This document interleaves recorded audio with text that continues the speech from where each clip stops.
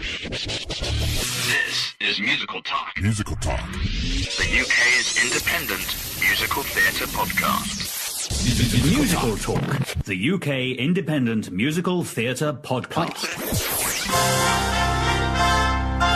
Well, hello and a happy Christmas to you all, and welcome to this week's very special episode of Musical Talk. My name is Nick Hutson.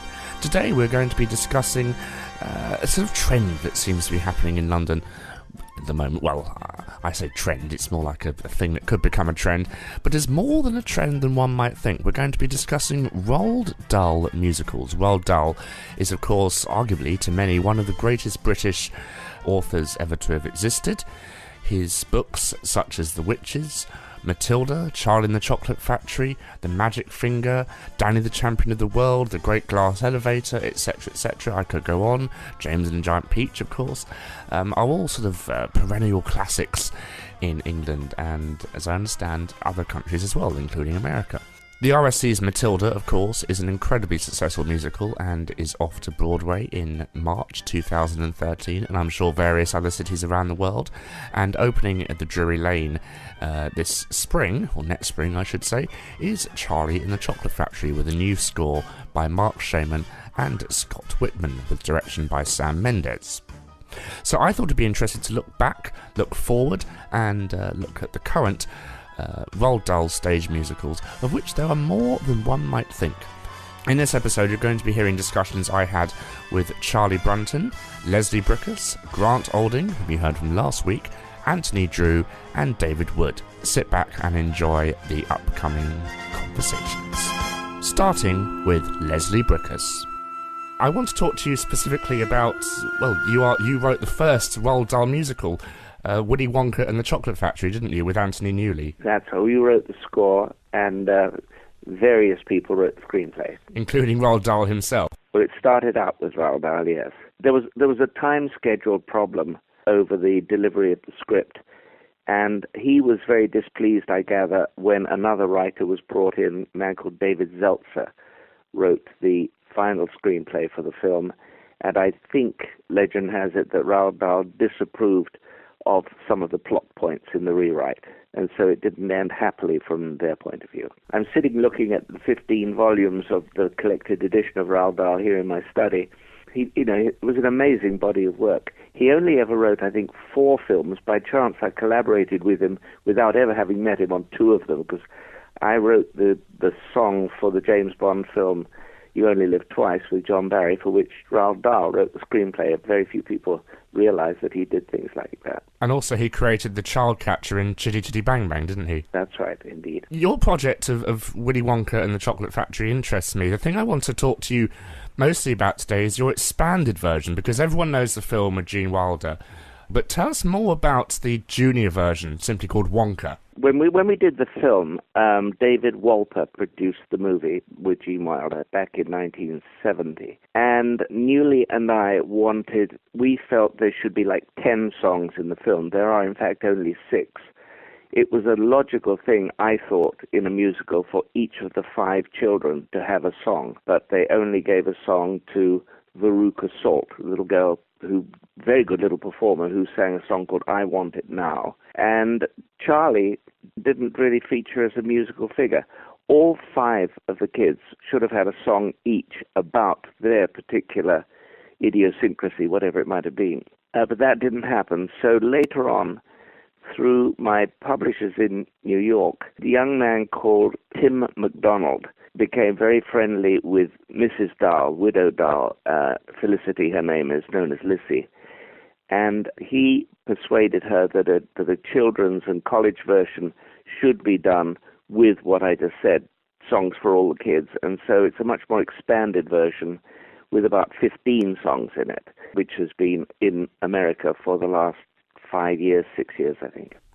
Did it give you a chance to go back and look at the original songs you'd written and kind of change any of those? Well, I incorporated those. I made a couple of minor changes in 1 or 2 of the lyrics, but nothing serious. They're basically the way they were. The Oompa Loompa song stayed the same. But of course, the Oompa Loompa song was performed 4 or 5 times, because of all the Oompa Loompas commented on the 5 children, all except Charlie.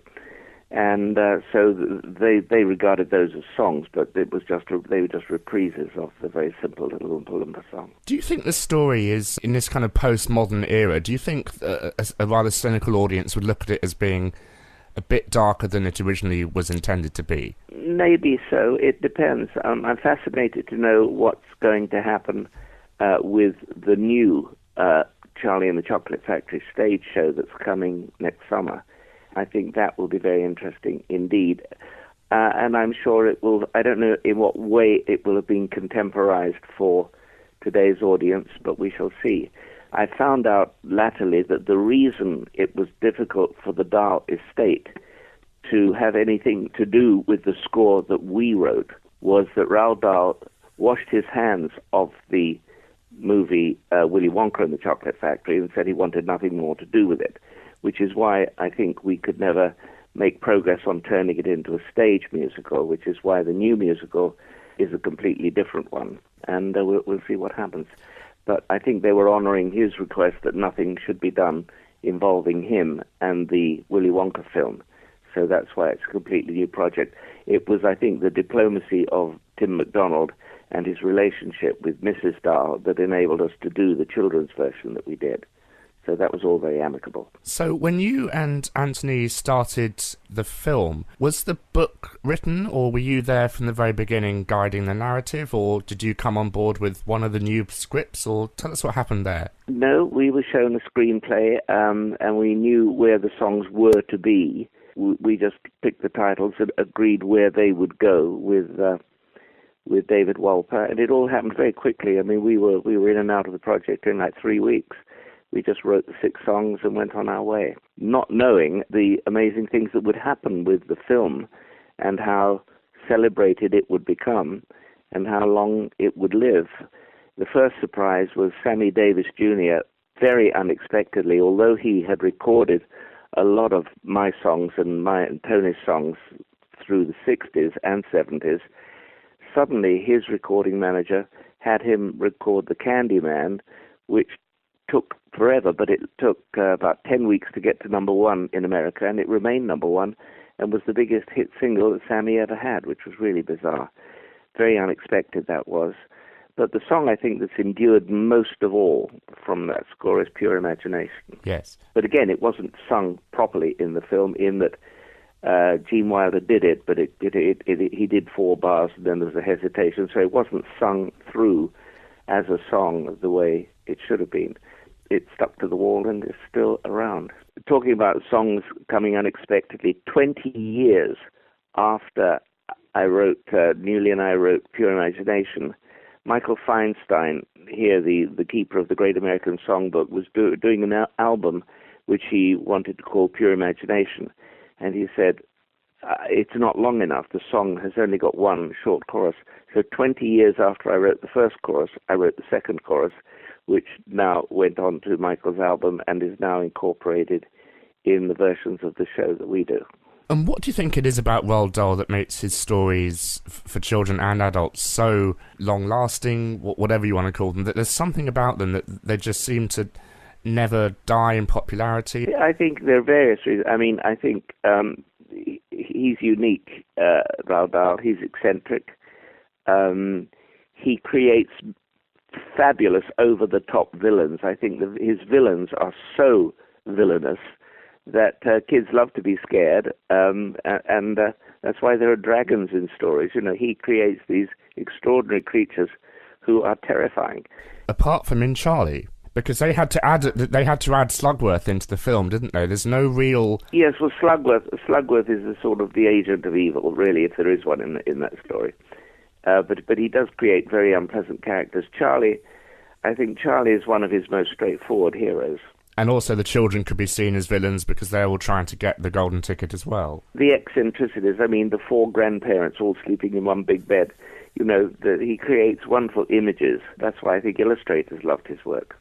And Quentin Blake, of course, is exactly. Roald Dahl's eyes, in a way. The perfect illustrator, had he not been already allocated, would have been Ronald Searle, would have been a wonderful illustrator for Roald Dahl, because Ronnie Searle was as eccentric as Dahl in his drawings.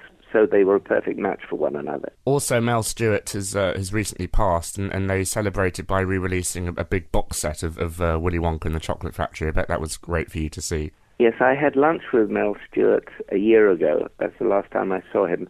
And he spent the later years of his life absolutely dedicated to the ongoing promotion of the show, and he was delighted with all that happened to it because it was the greatest success he ever had. And tell us about Walter Schaaf's input into the soundtrack for Willy Wonka and the Chocolate Factory. Well, I didn't have a great deal to do with that because I was back in Europe by the time the film was made, and my perennial musical director is a man called Ian Fraser, who goes right back to the beginning of my life with Muley when we wrote Stop the World, I Want to Get Off, and has stayed that way. Walter Schaaf was allocated by the filmmakers to the thing, but we got nominated for the score, but there was no Oscar around that year. But it was a successful piece of work, and he did a very nice job, Walter Schaaf. Tell me how you and Anthony wrote music, and how you yourself write. Do you play instruments, Leslie, or do you do you work with the musical? No, I when I write alone, sort of words of music come together. I either get usually first comes the title. The title is the key to the song because then you know what the song is about. One of the advantages of writing musicals is that instead of picking an idea out of thin air, which is what you have to do for an individual song, all musical songs in musical plays or films have a context. So you know what the song is going to be about when you get there, and you know about who the character is, so you know how that character would approach whatever it is he's going to sing about. So musicals give you that instant advantage. And I've been lucky enough in my life to work with a lot of wonderful film composers, John Barry, John Williams, Henry Mancini, those great people. And Newley and I had a very strange... We're not trained musicians. I mean, I can find my way around a melody, but I'm in awe of the great orchestrators who can take a song and turn it into something quite wonderful. But Newley and I did together what I do alone, which is we would sit together in the room and make the song happen, words and music. Either it would be an idea I would start and Tony would take it and develop. He tended to develop the melodies more, and I tended to develop the lyrics more, but on my own I do both, obviously. We had a wonderfully easy, extraordinary way of writing songs, and we were very quick. If we spent a day working together and didn't have a song at the end of it, we'd be very depressed.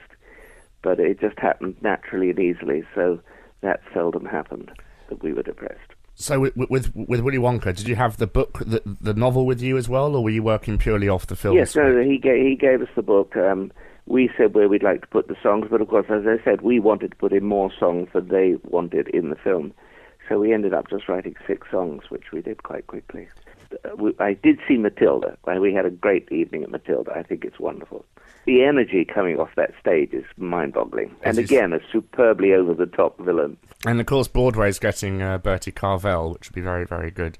Yes, that's in the spring, I think. We're looking forward to seeing what happens with the new Charlie and the Chocolate Factory. But Leslie, thank you very, very much for sharing your thoughts on the original Roald Dahl musical, as it shall henceforth be known, Willy Wonka and the Chocolate Factory. Well, it's a pleasure to talk to you, Nick, and thanks for calling me. Thank you very much. Take care. Bye-bye. Grant Olding. I want to talk to you about your production of James and the Giant Peach that is playing in... It is. It opened a couple of weeks ago, yeah. And we're recording this in sort of end of November. This episode is going out on Christmas Eve.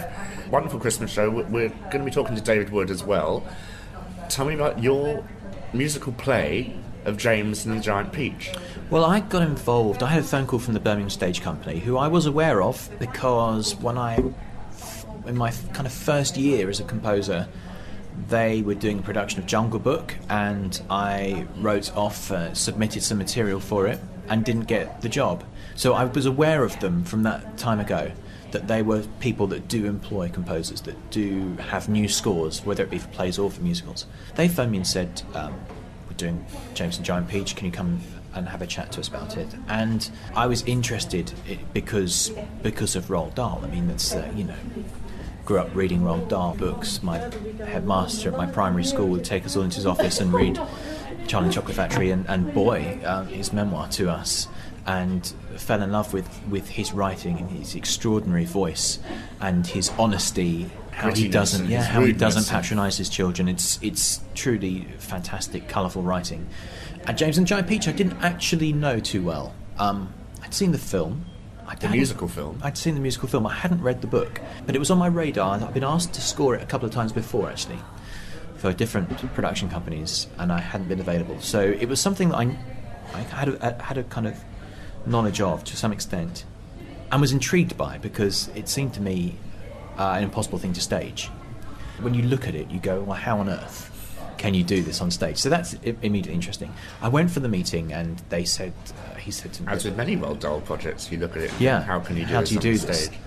And I knew that David's play existed and was, we'd done lots and lots and lots and lots. Then Neil Foster, who runs Birmingham Stage Company, said that Nikolai had asked for me to do the music. And I, at that point, didn't realise that Nikolai Foster was directing. And as soon as he said Nikolai Foster is directing, I was like, oh, I don't need to ask anything else. I'm there. I've worked with Nikolai three times before. I'm working with him next year as well. He's a brilliant collaborative director, incredibly creative and inspiring to actors and creatives.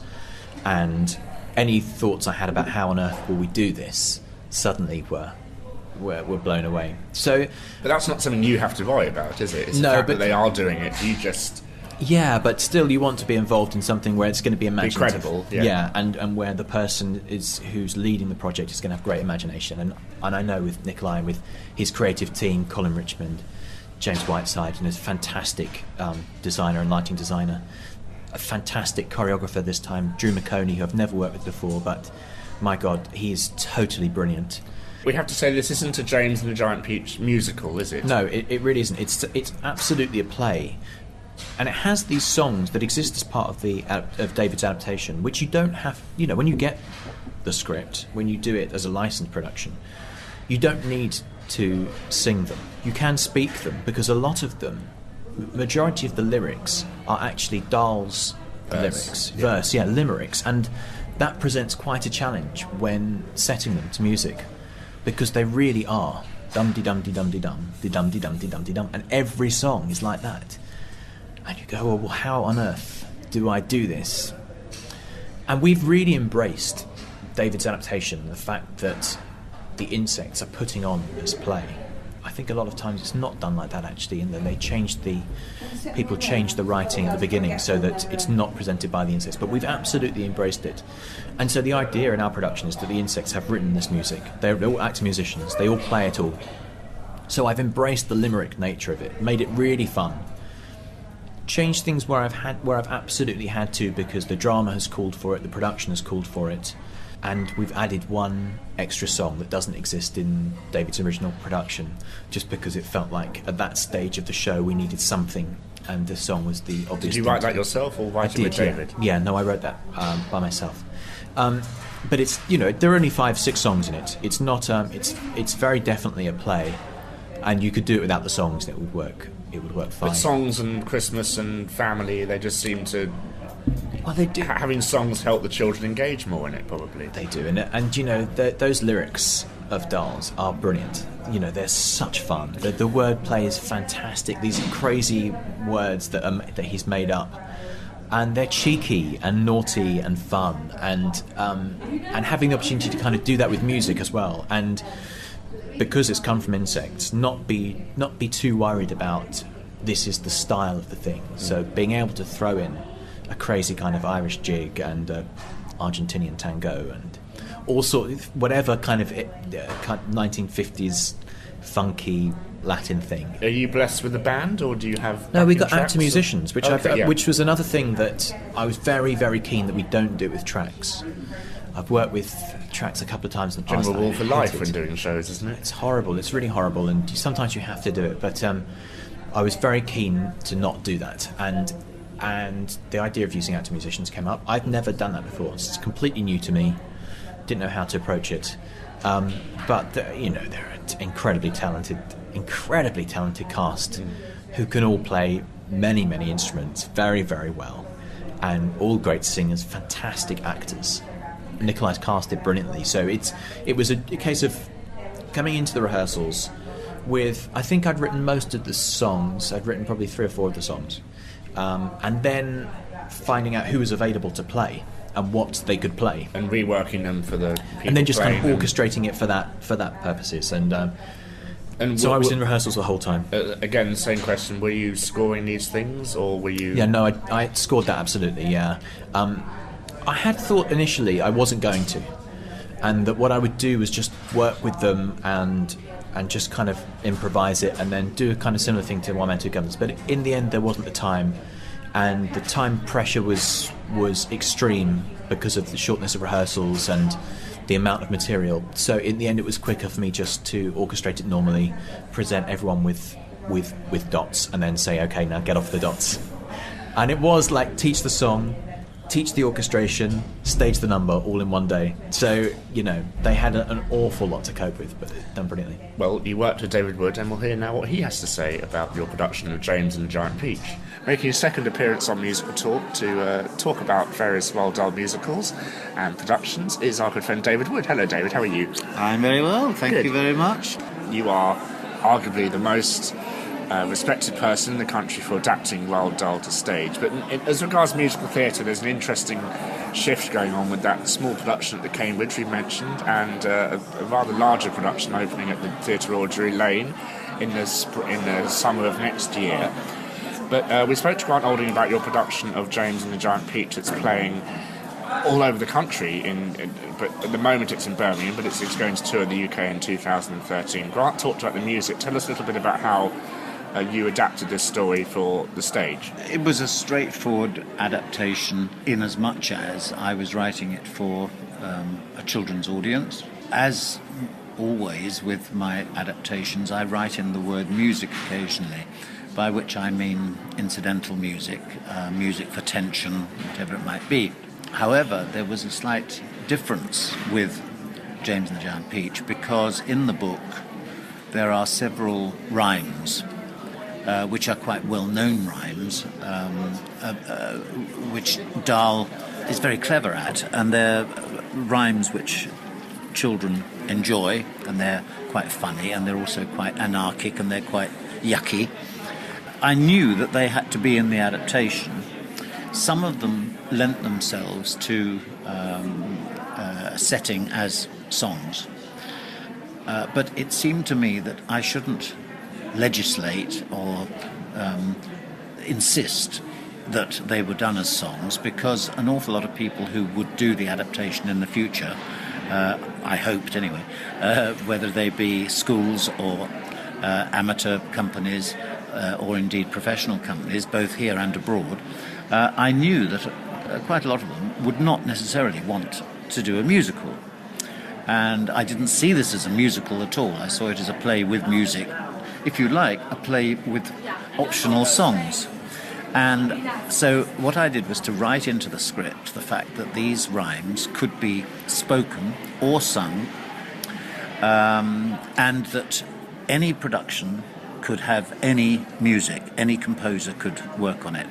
Now this has caused some confusion over the years, because a lot of quite well-known composers, indeed including Grant Olding, but Jason Carr is another one, have set these particular rhymes.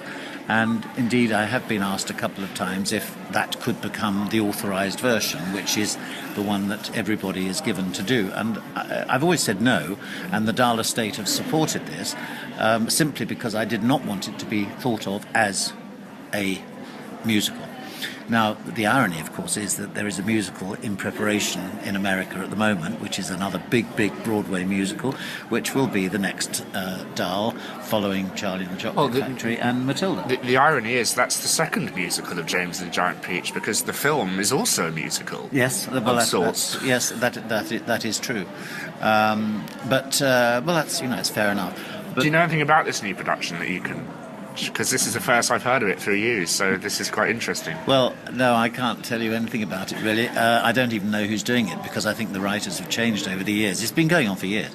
And every year one hears that it's going to be on Broadway next year, and then every next year it's something like that. But apparently the idea is to open it on Broadway rather than London, which is flying in the face of what Matilda and Charlie and the Chocolate Factory have done. It will happen, and of course it'll be huge.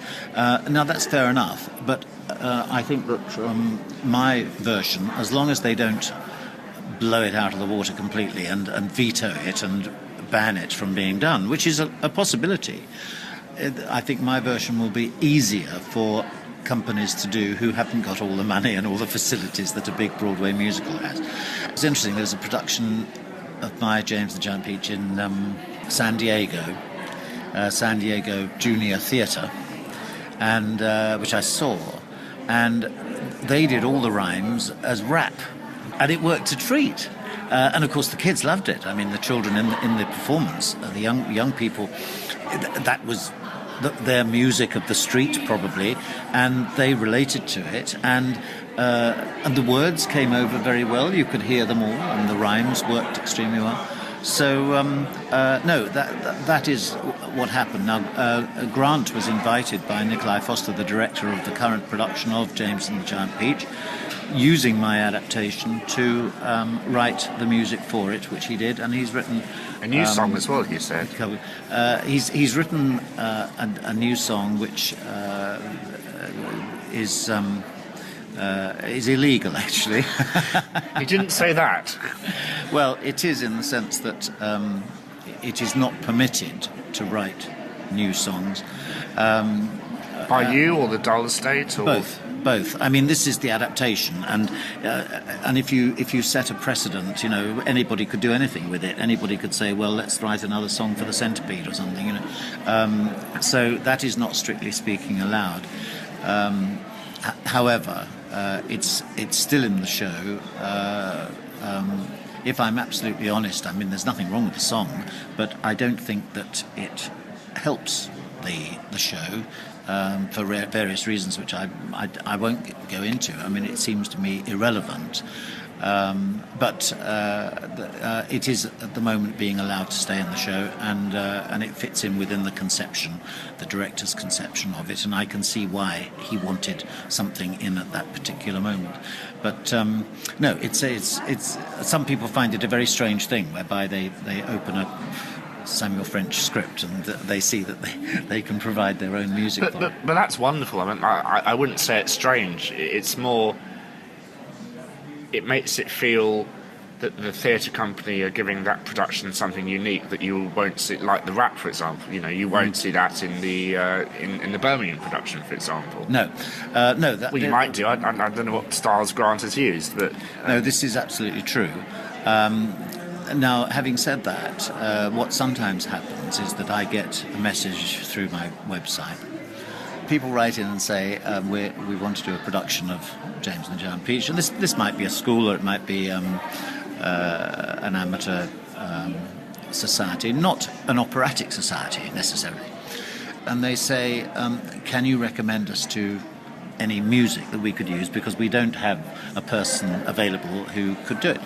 And what I tend to do, there are 5 or 6 composers who I know about, who have done it, and whose productions I've either seen and thought were really quite good, and all of whom have websites, and all of whom, as far as I know, have copies of their music available. So I sometimes say, well, get in touch with these people, and you never know, they might be able to help you by providing something. But what I'm not doing is recommending one particular one, partly because a lot of them are very good, and they're very settable. I mean, a lot of these rhymes are very nice for composers to set. And it's good as well, probably even for kids to set it to song. Absolutely. That's what I really would like to happen.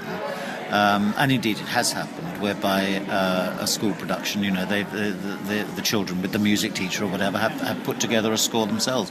And I like to feel that by giving them that freedom with this material, which is highly sort of copyrighted material, it does give an extra edge, an extra excitement to the production. And also, of course, they can provide or produce the kind of music that the people involved are going to relate to and enjoy doing, which might be any style of music. It doesn't necessarily have to be musical theatre music. And although... whatever that means. Whatever that means. Well, interestingly, the rhymes, yes, they do have a rhythm and a set rhythm, and there is occasionally a limerick feel about them where there's a sort of payoff punchline at the end of a verse. But the number of different settings, totally different in rhythm, in atmosphere, quite apart from the actual dots, the different things that people have done with them are quite fascinating. And I mean, it would be a good. I'm not saying necessarily for a PhD student, but someone could take it as a project and go to all the productions that they've been in the world. So they'd say, "Can we have the music and listen to it?" And it's fascinating. It'd be nice to do a production with sort of one song from each, the best of. Yeah. Yes, it might become a bit academic, mightn't it, if one did that. Anthony Drewe. I wanted to talk to you about Roald Dahl today because I associate you with family shows and writing for children and families, and you're a kind of a big voice in this country for musical theatre and, again, writing for families, Peter Pan and Honk and Just So and Mary Poppins and all these other... Many more coming, I'm sure, Three Little Pigs. There are some more on the way, yeah. Before we turned on, you started by saying you weren't that familiar with Roald Dahl because we're of a different generation, dare I say. Sadly, we are. So no, I was very, I was born in the early '60s, and I was very much Enid Blyton fan, and I first became aware of who Roald Dahl was because he presented Tales of the Unexpected on television. Do you remember that? No. I know of it, but I knew of that partly because one of my father's cousins was one of the directors on it, John Gorrie. And Roald Dahl used to be sitting in an armchair beside a fire describing an unexpected story that was about to then be televised. And it was a very popular, sometimes they were half an hour, sometimes they were an hour. And that's how I knew the name Roald Dahl. And it was sort of my younger sister's generation who started buying James and the Giant Peach and some of those stories. So I knew the titles, but I was by then a little bit too old for them. Because you don't have kids, do you? I don't. So that would have been the way, my father introduced me to Roald Dahl. He read all the books to me, then I got all the books on tape and things, and then eventually bought the books and read all of those. So, but to other family members, you found his... Well, I was like that with Enid Blyton. My mum loved Enid Blyton stories. She loved reading us Enid Blyton stories, and I then started reading The Famous Five, The Secret Seven. Noddy. Noddy, yeah, Noddy. And where's that musical, Anthony? David Wood's done a Noddy. Oh, okay. Yeah, he's done The Adventures of Noddy and The Further Adventures of Noddy. In fact, I took my nephews to it. It was one of their first theatrical experiences, was seeing Noddy. We're going for him later. With a goblin in it. I remember the nasty goblin. Yes, so Roald Dahl, I'm older than my sisters by 2 years and 7 years, and I guess it was the 7 year gap. No, 9 years. 2 years and 9 years. The 9 year gap, it was that sister, Jackie, who was probably reading Roald Dahl stories, and I felt I was too old for them at that point. And I've only come to his stories as an adult. And I first really took notice of them around the time that Roald Dahl died, because Lissy Dahl, his widow, went to Cameron with a whole box full of books and dumped them on Cameron's lap and said, Cameron, she obviously knew who he was, my late husband wrote all these. It would have been an awkward meeting if she didn't. And she said, what should I do with these? What should I do with them? I don't want to be exploited. I want these books to be turned into, whatever, into stage productions or whatever. She wasn't quite sure herself. And Cameron sent them straight to me and said, Ants, what do you think about these? And he's actually sent me 3. He sent me the BFG, Matilda, and James and the Giant Peach.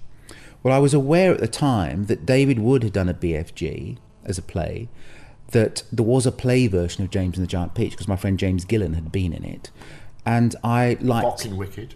Yeah, Bock from Wicked and Peter Pan for us. And I liked Matilda. I liked the story of Matilda.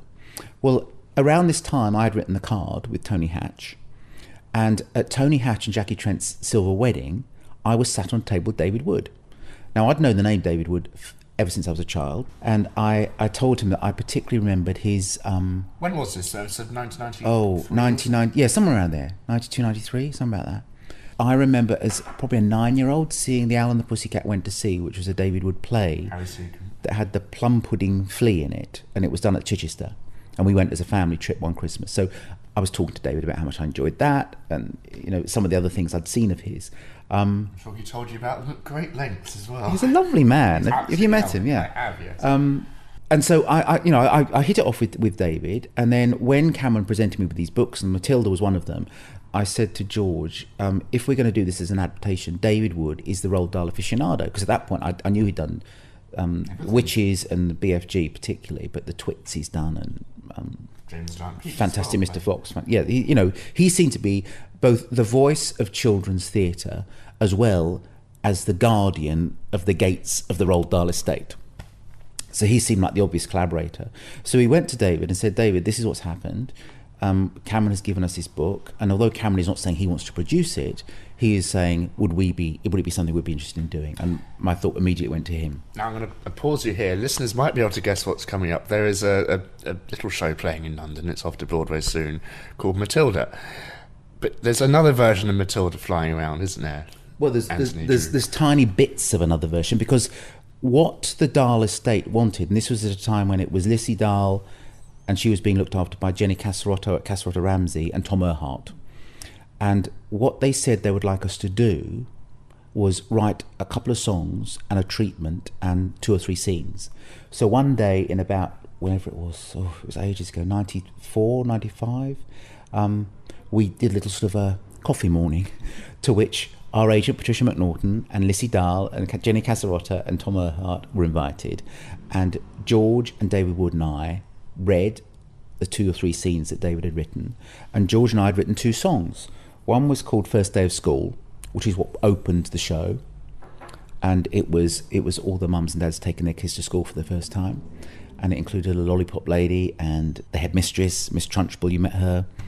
And then we wrote another song for Matilda called When I See a Wardrobe, and Jenna Russell did this actually. She sang it in Warts and All, that review we did down at the Watermill in '96, and it was the Matilda character realising that she had this vivid imagination which her parents didn't, and it was basically saying when they see a wardrobe, they think about skirts, think about blouses, think about shirts. When I see a wardrobe, I think of a magic lion who's living out the back, and it was all those sort of leaps. It was what an adult with no imagination would see in an everyday mundane object, and what she saw and how her imagination took on this flight of fancy.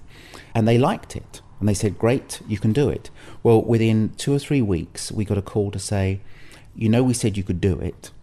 Danny DeVito has just offered $1 million for the film rights, and Warner Brothers want to absorb all of the rights, the grand rights they're called. So they got the film rights but also got the stage rights.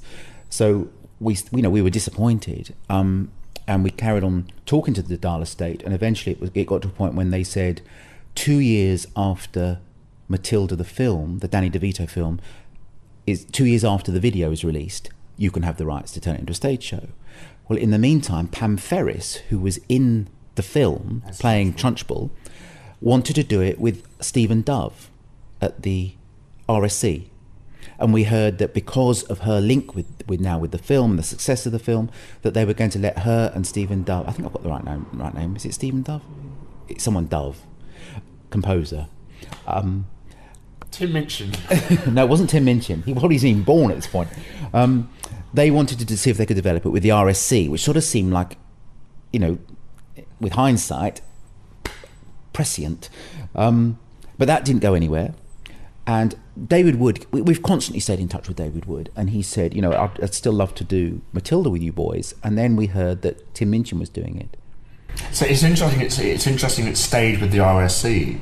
So yes, and I wonder whether it always did, or whether maybe it did. Maybe in that whole Pam Ferris thing, the RSC and the Dahl estate had got together and thought this is a really good idea.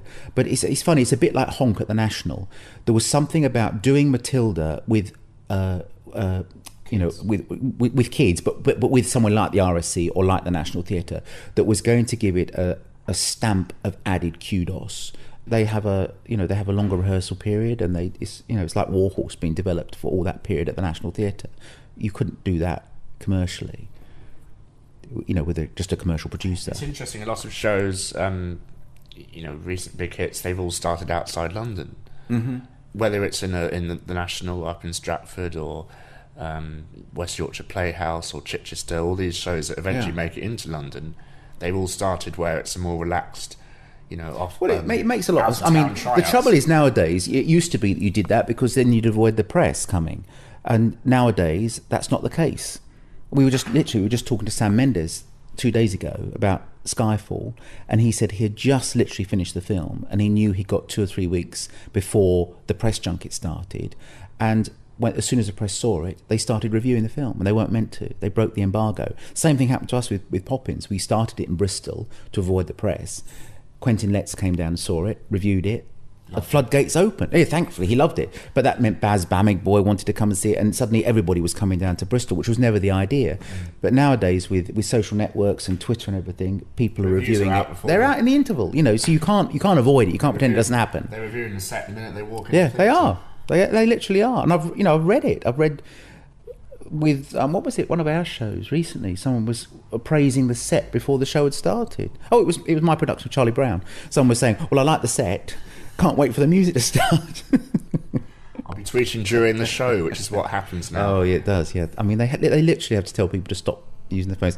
I just wish they could invent something that stops phones from working inside the theatre. The Theatre of Stratford East done the opposite, and they're giving, the upper circle is the tweeting gallery. Really? Isn't it? They have special tweeting, free Wi-Fi up there and things. But you go up there knowing you're going to be distracted by screens, and that's the only place you're allowed to tweet. That alone would stop me from ever going to that theatre. Bomb it, pull it down. We talked to Leslie Bricusse about his musical of Charlie. How do you think the new music, speaking of Sam Mendes, or of Charlie and the Chocolate Factory, will do? Because hasn't had an out-of-town tryout like Matilda did. It hasn't got a reputation. It's very hard to find anything about it. And I've heard nothing about it other than the fact that George and I were up for it. We were working out in Los Angeles, and we were asked if we would go for a meeting with Raymond Wu and Greg Madej, and they headed up Warner Brothers theatrical division, who had done Lestat. I think that was all they'd done at that point. Wow. I know, which wasn't a big hit for them. And they said, would you boys be interested? They knew about Mary Poppins, they knew about Honk, they thought, and they knew we were British, they thought they were the ideal people to do Charlie and the Chocolate Factory. And of course we were thrilled at the idea. And it was very complicated, I remember at the time, because when Lissy Dahl sold the rights to Danny DeVito, which was Warner Brothers, there was some sort of clause that said, in the event of somebody coming along and wanting the stage rights, Warner Brothers had the first option to match that offer. And Sam Mendes was interested in doing Charlie and the Chocolate Factory, and Sam had this strong affiliation with DreamWorks, which is obviously a rival film company, and yet wanted to do Charlie and the Chocolate Factory. I can't remember when it happened, but because Disney theatrical became so successful, lots of the big film studios thought, hang on, we can have a bit of this too. We can turn a lot of our films into musicals. And DreamWorks was one of the first to form up, Shrek. Well, yeah, for Shrek and now for Charlie and the Chocolate Factory. Although Charlie and the Chocolate Factory is not one of their titles. So that was the complication. It was one film company. Willy Wonka and the Chocolate Factory is one of their titles, but is it? Oh, I get mixed up with which. What's the book actually called? Charlie and the Chocolate Factory. The Leslie Bricusse film Leslie discussed earlier is Willy Wonka and the Chocolate Factory, but as Leslie said, the Roald Dahl estate washed their hands of that film and banned anything else, any stage productions of it happening. And it was only through your friend MacDonald that the junior version was able to be written by Leslie. So that's why it's not this version. Right. That's made its way to the stage. Yeah. Well, at this point, when we met with Warner Brothers, we also met with Neil Street, and Cameron was kind of in the background, being interested, but not quite sure. He seems to be. And we had a meeting with Sam, and we wrote 2 songs on spec. One called The Smell of Melting Chocolate, which was sung by all the townspeople walking past the factory, which we're very pleased with. And a song which I wrote for all the grandparents, all 4 grandparents sleep in the same bed, and it was called Mr. Willy Wonka, and it was the little boy, Charlie, asking about Willy Wonka, and as the grandparents got more and more animated, so they became younger and younger and younger, and they ended up almost like kids jumping up and down the bed, and at the end of the song they became old people back in the bed again, which we quite like the idea of, because it was the way that Willy Wonka was affecting the people of this town. And then we heard that Mark Shaman had got it, and what made us slightly, I mean, I think Mark's fantastic, but what made us slightly miffed was that at the time we were both represented by the same agent in Los Angeles, and he was obviously putting us up against Mark Shaman, which has happened to us quite a few times over the last 2 or 3 years. And yet I've no idea, because I haven't heard anything. So I don't know. It's him and Scott Whitman, isn't it, who are doing it? So I've no idea. All I know is that Sam is an amazing director. You said George has seen some of the scenery. Yeah, George is very friendly with Mark Thompson. Yeah, what George has seen, he said he's absolutely fantastic, which I don't know whether it's a model box or whether it's pictures and renderings or whatever, but he said it was amazing. Works, it's probably 3D. Oh, it might be. I think there's still... I always think The Witches would be a really good musical. Well, they're all really good stories, and what I like about them, to go back to your first question, why are they so popular? I think kids love... Well, they love villains, they love cruelty, and they love vengeance.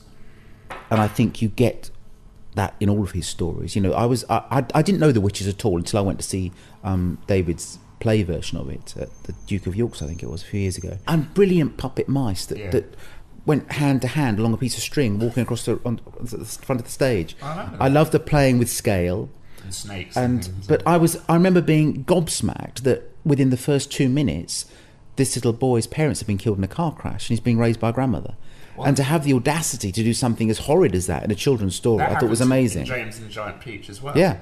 Another musical, which is interesting because there's a production of it playing in Birmingham, and there's the musical, the film musical, with a score by Randy Newman, of course, has a couple of songs in it. But I've also heard that there's a new musical of it being planned for Broadway. Wow. For next year, so it seems... Well, I mean, after the success of Matilda, everyone's going to be jumping on that particular bandwagon, which is probably why it's not such a great idea to try and do the same. I mean, you know, George and I are working on Wind in the Willows at the moment, and we're discussing not to open around the same time as Charlie and the Chocolate Factory, because if Charlie does what Matilda did, that's going to sew up that family market for that particular or Wet Gosford Park, as I'm calling Wind in the Willows. We're calling it Wind in the Fellows. I think everyone else is as well. Anthony, thank you so much for sharing your thoughts on Roald Dahl, and good luck with everything else. Pleasure. We'll look forward to speaking to you more in the future. Thank you. David Wood again. Are you familiar with the musicals of Revolting Rhymes and the the modern fairy tales that Roald Dahl did in verse? No, I haven't seen any, and I'm not quite sure what the rights situation is with those anymore. They tend to give the rights for a limited period of time, and I don't think any of them have been published. I may be totally wrong. But again, I have a feeling that the Dahl estate quite like the idea of there not being an authorised version of those, because I think they do like the idea of the freedom it gives to people. Well, I wanted to ask you, do you think the Dahl estate have...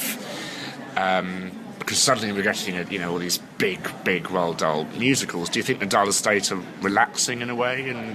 No, they're the reverse.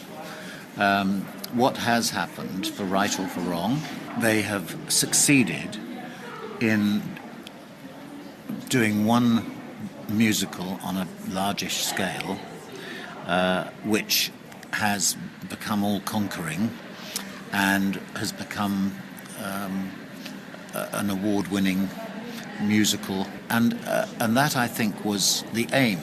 One of the things that I was told years ago was that Dahl, surprisingly in a way... did he like musicals? Well, this is the extraordinary thing. I was told that he always said that he would love one of his books to become a very successful musical. The story goes that his favourite film was Mary Poppins. Now, this is extraordinary when you think about it. More than P.R. Travers thought of it. Well, this is the point. This is what is so extraordinary. When you consider that the writer of the book hated the film, and that Cameron had a huge problem in trying to get the rights to do... I mean, what he recognised was that if you were going to do a film of Mary Poppins, you had to use the songs. people wouldn't accept it without, and therefore he had to get not only her blessing, but he had to get the blessing of the use of those songs. And it took him however many years, 20 years. And, 400 years. And I think he had to wait till she died. It was a bit sad. No, I think he finally did... now he's dancing on her grave. Yeah, well, I don't know. I mean, I think she was a wonderful woman.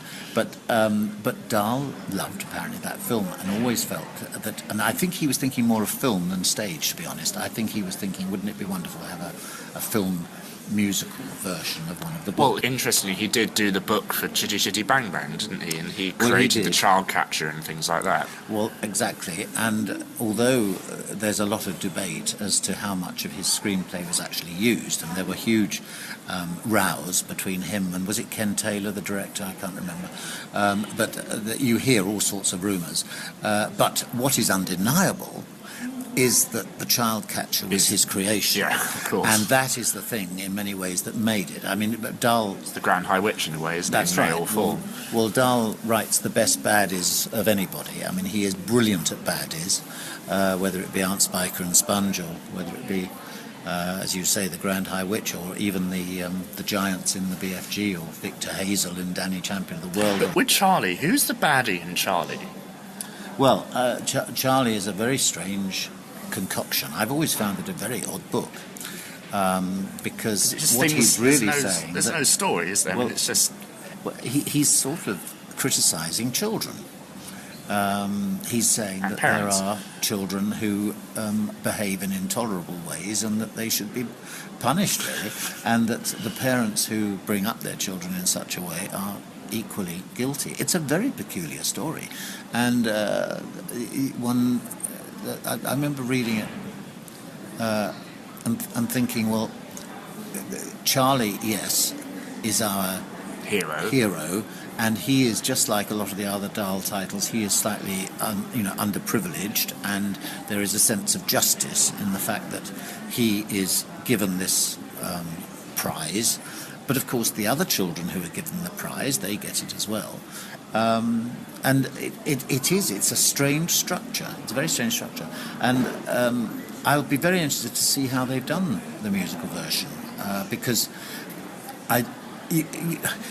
you've got to find a way of your audience, and I'm not just talking about children here, because Dahl is sort of broader than that, but you've got to find a way of getting your audience to really root for that main character, to feel sorry for that main character, to want that main character to succeed. That, I think, must take precedence over some of the other things. But at the same time, you've got these awful children who are, in many ways, the main part of the book, baddies, aren't and they, their as demise. Well. That's right. And Willy Wonka is a very strange character, of course. I mean, do we love him? Do we find him a bit spooky, a bit strange? I don't know. Especially nowadays with all the... Yeah, absolutely. No, I think it's quite a tall order. So it'll be very interesting to see what they've done. And it's taken them quite a long time to get to the situation they're in now with it. They've been working on it for years. But I think that it may well be that this is not just the second of several. I think it may be the second of lots. I mean, that's what's so interesting. So back to my original question, you think the Dahl estate have tightened the purse strings in a way more than loosened them? What they're doing is being very controlling, and they're being very selective. See, when Anthony and George and I worked on Matilda, which must be nearly 20 years ago, we were not given the rights. We were told that, we could do some work on it and present it to them. And we did, and they said no. Now, whether or not they were thinking at that point, and this never struck us, that Matilda was the biggie, and this was the one that was going to really take off, but they didn't hear in the songs, or they didn't find in my the scenes that I'd written in the book, they didn't find a certain magic or whatever. Well, and you could say, well, they've been proved to be absolutely right, and they by waiting, they've found the magic formula. and good luck to them. I think that it will affect things, and what worries me a little bit is that to only have those would seem to me to be somewhat elitist. In other words, if the only way in which you can see a professional Dahl is to pay 90 quid or whatever it be to go to Drury Lane, then I would feel that was a bit of a shame. Whether or not it will mean that my adaptations will still be allowed to be done on tour professionally and by amateur companies, I mean, I hope so. I don't know. I don't have any magic formula. You have a mortgage and things. Well, what I don't know is how they will be thinking in the future. In other words, if they turn around and say, take James the Giant Peach, that they want this new musical version, if and when it happens, to become the authorised version of James the Giant Peach. Well, I would say this, wouldn't I? I would think that would be a shame, because I don't think it would be possible to do an enormous Broadway West End in a school. It would be tricky. So we'll just have to see. But I think what has happened in the past 10 years, 15 years, is there is a realisation that these stage adaptations can be commercially very, very lucrative. And the big Broadway ones, I mean, mine do quite well, but I mean, it's nothing compared with the success of a big West End musical or a Broadway musical. And I think the estate realises that. One just hopes that they won't solely be going, even with the foundation, because a lot of money that goes into the foundation, which does wonderful charitable work. But I would hope that they didn't solely go for the dollars and pounds. Charles Brunton. So I'm at the National Theatre with my friend Charlie Brunton. Hello, Charlie. Hello, you right? I'm fine, how are you? Yeah, good, thanks, good. Charlie, you are in the ensemble for Matilda, and you are playing Sergei, the Russian person who appears sometime during the show, and you are also playing a clown or an party entertainer. But who else are you also playing that you have been doing recently? Oh yes, I cover Miss Trunchbull in the show as well, which is doesn't mean fun. You sit on her, you actually play the role. Yeah, I don't put a sheet over her. I was on yesterday for the Sunday matinee. Really good fun. Yes, really enjoy it, really. Physically, incredibly demanding role, isn't it? Yeah, it's physically a very demanding role, but it gets more manic the further you get through the show as well. Particularly with the weight of the bodysuits and the costume on top of you, you often get quite bad cramps in your legs. In fact, yesterday, the hardest part is actually writing on the chalkboard. Seriously, you get such bad pain in your right arm, and you think, oh great, I'm now going to flip over a vault. Well, I've got cramp in my left leg and my right arm. But I've just picked a child up. So. Yeah, I just picked a child. Actually, that bit's quite fun. I like that bit. It's very stress relieving. You pick up the kid by the pigtails and you throw her around in a circle. And let go and see what happens. And she flies around the auditorium and drops into the auditorium. Yes, that's how that happens. Wonderful. And the chalk does fly by itself. Yeah, the chalk, that's magic. It's Matilda, she moves it with her eyes. That's how it happens. It's very clever. It's part of the audition process. So you're part of the second cast, and how does it feel to be in this in a new version of this show? Because there were some slight changes. We talked about them on the show before.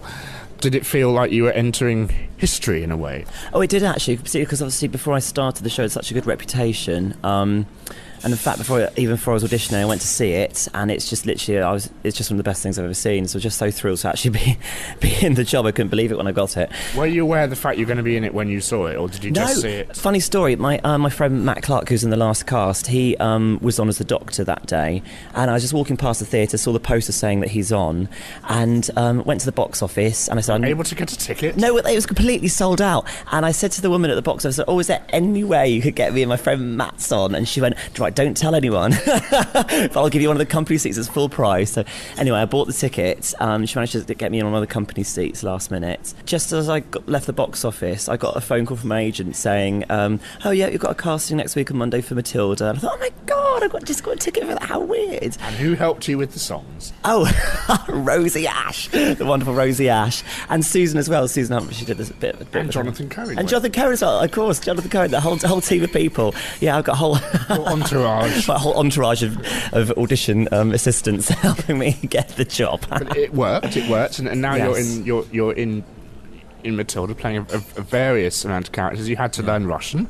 Oh yes, yeah, really good fun. Obviously, it was written in direct Russian in the script, and I had a phonetics teacher came Do you in. know how that came about, by any chance? I would like to say yes, because that would make me sound intelligent, but no. Well, it's very simple. Michael Boyd, who is the yes. artistic head person at the Royal Shakespeare Company, yeah. speaks fluent Russian. Matthew does as well, apparently. There you go. I always thought that was the link, but oh well. Oh, I forgot the first question. Yeah, the first question about. Charlie's very excitable. I'm very excited. I just had a coffee as well. It was really good entering the show, particularly when they were reworking the opening number as well. It's like they reworked it for us in a way. All those particular partner work, the parents in the background, they've all got sort of different backstories, and the way it was all choreographed with Peter Darling stuff and Ellen, his assistant, who's wonderful. It was all specific to the people that they put into the show, so you felt really, really involved with it. It was really nice. Really, really nice. I like the fact there are chavs all Yes. in their shell suits and things. Yes. I love it when Leanne, she's like the resident kind of assistant-y dance captain-y choreography type person. For the technical terms in this week. She looks like Mel C. It's like Sporty Spice. I've noticed it's been on telly a lot. It was on what was it? Junior Master Chef and things. They're hilarious. Those girls, the Matildas, they're genius. Seriously, they're on a league of their own. Speaking of television and stuff, they've been filming new TV spots for Broadway, haven't they? And presumably England as well, perhaps. Oh yes, well a few weeks ago we were doing a bit of filming in the theatre. They set up a whole camera crew in the auditorium. We did like a whole week of filming, not the full show. It was certain specific sections that Matthew wanted to put into sort of effectively a trailer for to publicise the show out there.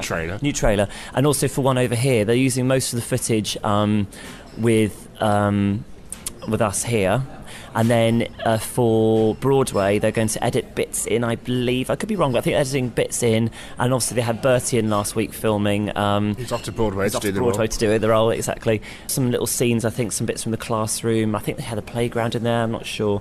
But yeah, they're very specific with which sections they were doing. No big laser moments or magic tricks revealed during the trailers, or have they gone for any of those scenes? No, I wasn't involved. If they did, I wasn't involved with those scenes, so I'm not sure. And also, it was, by the time this episode goes out, this would have aired already, but the Royal Variety performance, they went over to do that. They did a bit of When I Grow Up, the bit on the swings, and then they went into the song Naughty, and I think it's Chloe was the girl, Matilda, who did that one, who's hysterical. She's a lovely little girl. She's the one who didn't like the jelly on the Junior MasterChef programme. She didn't like the jelly, but she liked the meat platter thing. They're all lovely, those girls. Seriously, they're so funny. So some of the things they say in the wings are absolutely hysterical. I can't say them now, but... bloody show, I'm sick of it already. No. Some of the things they come up with are absolutely hysterical. Like they're just like adults. They look like little adults, if that makes sense. It's like one day there was quite a few people off ill on the show, like a bug had gone round. She came up to me, one of the girls, I think it was it Lara, and she was like, oh, it's so hard work in this industry, isn't it? I mean, because everyone works so hard in this business. I mean, as soon as someone gets something, it just goes around, doesn't it, and just knocks you out. I mean, it's awful, isn't it? Yeah. Oh, actually, I've got a funny story about Lara, because obviously I did Oliver when I was a kid, and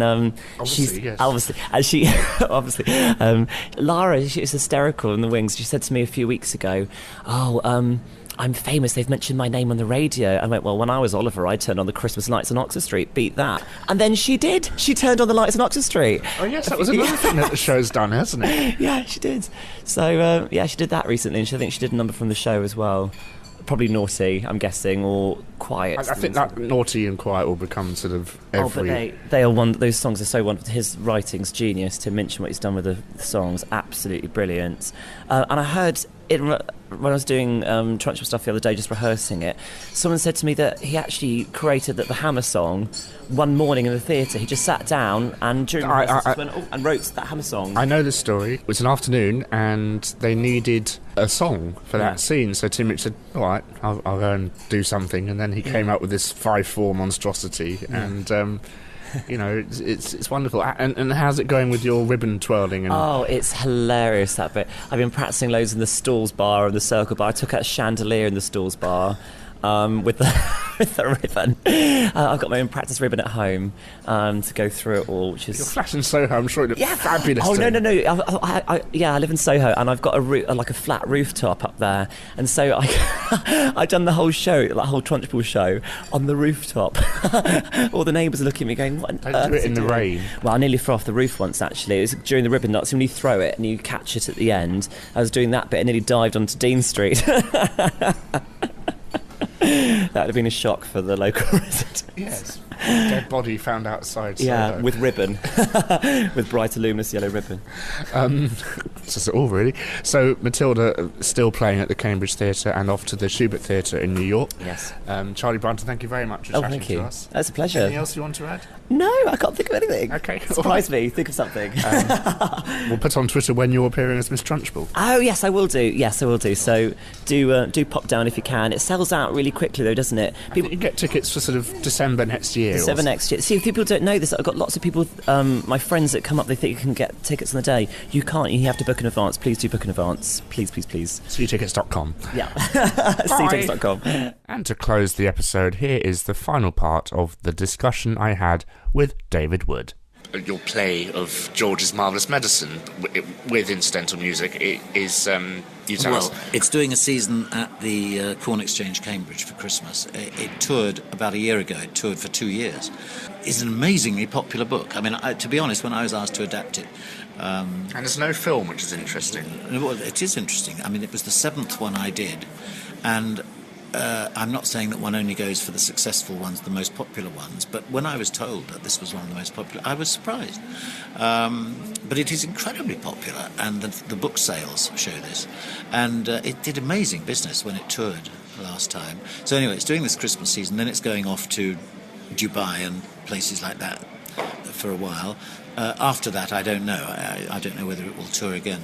From the theatre point of view, from the theatre management point of view, it's a very nice one because it's relatively small. I mean, you have a cast of 4 plus somebody who plays a giant chicken who can be an assistant stage manager understudy.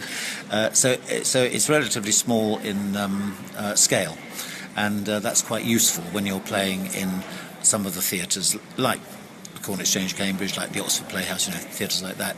We need shows for those theatres, and there's no way that you could do, say, Matilda in those theatres. So I'm hoping that I might still be in there with with my adaptations for a few years yet. We will see. You are an extension of Roald Dahl, I think. Well, I would like to think that I am faithful to him in my adaptations, but I do have immense respect for him.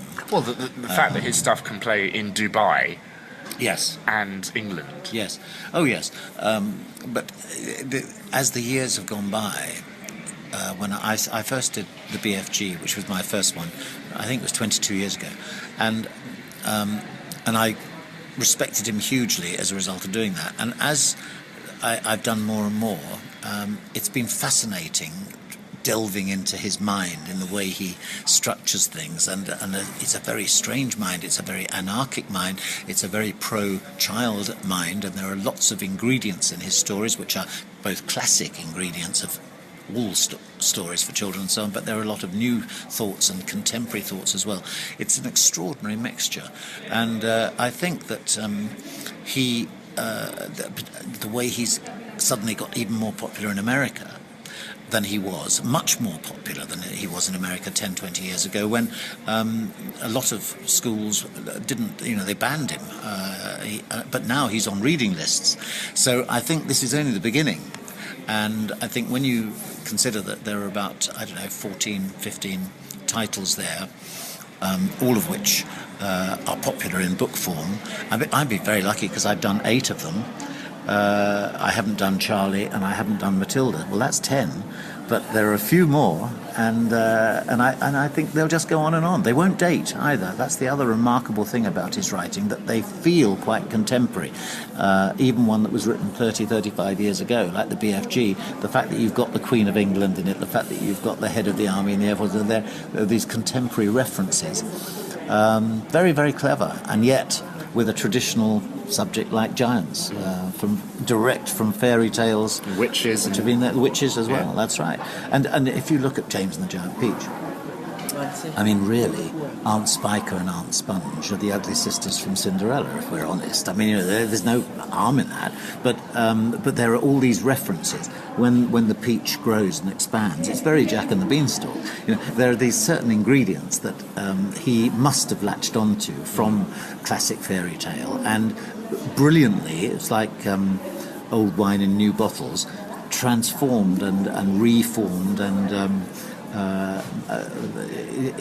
in a masterly way, found a way of empowering the child, because the child protagonist is always the most important character who children readers identify with, and providing a huge variety of stories. I mean, I think that's what children love about Dahl. I was in a school the other day in Bolton, and it was a very, very sort of multicultural school. You say Baltimore for a second. No, not Bolton. No, Bolton, near in Lancashire, and they were all loving Dahl, and he was almost the equivalent. I mean, when I was a child, it was Enid Blyton who taught us to read, really, but I believe it's now Dahl, and you get a book like The Magic Finger, which is my latest adaptation, which opens in America next year. It's not opening here yet, but that was actually written for children with a low reading ability. It's written with a small vocabulary, and it's very, very clever, and it's a very good story. And there are all sorts of echoes in it later on in Danny Champion of the World and in Matilda. But very, very clever at getting into the mind of a child, and well, it's very anti-adults, really, and it is anarchic, and it is all the things which people who do complain about Dahl is, but I mean, that's why it's so delightful and why he's so loved, I think. So, there you have it. I hope you've learned a bit more about the past, present and future of Roald Dahl musicals. A bit of a Christmas carol thing going on here. A very Merry Christmas from all of us at Musical Talk, from Thos, myself, Andrew, the various Andrews, and everyone else. We hope you have a lovely time, and we'll speak to you in the new year in 2013. My name's Nick Hutson. This episode has been Copyright Musical Talk 2012, except with the songs where the copyright persists with the original creators. Bye-bye.